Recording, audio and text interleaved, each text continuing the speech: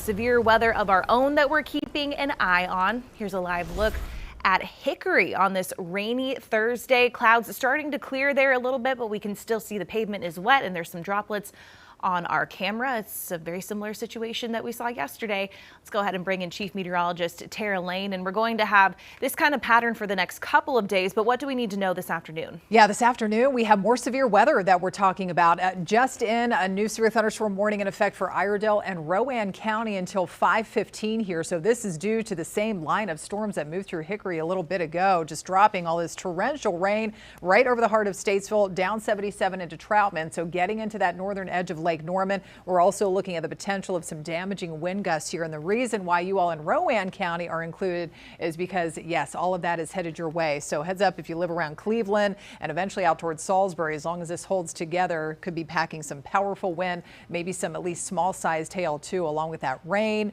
lightning. So bring it inside until all of that passes through. It is headed your way and also dropping closer and closer to our northern suburbs from Denver into Cornelius, Huntersville and Davidson. We've got more of this that will be eventually moving in. It's heavily raining, storming over Lincolnton right now, and that stretch of Highway 321 that's headed into the northern part of Gaston County. And let's talk about the rain. So when you see these shades of green here, that's adding up to as much as half of an inch to close to 2 inches an hour. But then we see those darker shades, the purple showing up around Statesville, Lincolnton. That could be as much as 2 to 3 plus inches an hour of rainfall. So that's why we're watching for more of that flooding and certainly the standing water on the roads to develop too if you have to head out after hopefully these thunderstorms move on through. It's a stormy time all over the Carolinas today. We have more severe thunderstorm warnings there off to the east over the Triangle and down into Greenville, Spartanburg as well. And even if you're not seeing the severe weather yet, including around more of the Charlotte metro points east where we see this pink color, that's where we have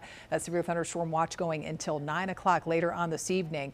A lot of us, some good beneficial rain here these past 5 days. Here's a look at a sampling here at some of these rainfall totals. I know if you live around some of these communities, Monroe and Concord, you're saying we've received, I think, a whole lot more than that. And some of your backyard rain gauges certainly may be showing a little bit more. But overall, it's helping with the dry conditions. But overall, I mean, we take a look at that rainfall deficit from over the past year. We are still doing poorly here. Not so great, especially to the east out toward Wadesboro. Look at that 15 to 20 inch rainfall deficit. It's not as bad around the Charlotte metro and heading up into the foothills, but we have some pretty high deficit numbers as we look up to the north and west. And so that brings us to the latest look at the drought monitor. Here's a look at last week, and we saw that footprint of severe drought develop over the northwest Piedmont, and then we fast forward into this week, and if you pick that up, it got a little worse around Rock Hill and Fort Mill. Now this is only taking into account the rainfall through this past Tuesday a couple of days ago. So with more rounds of rain on the way, we will see that helping with that situation a little more. 92 hot and humid degrees ahead of any cooling rain. We still have some mid-90s off to the east,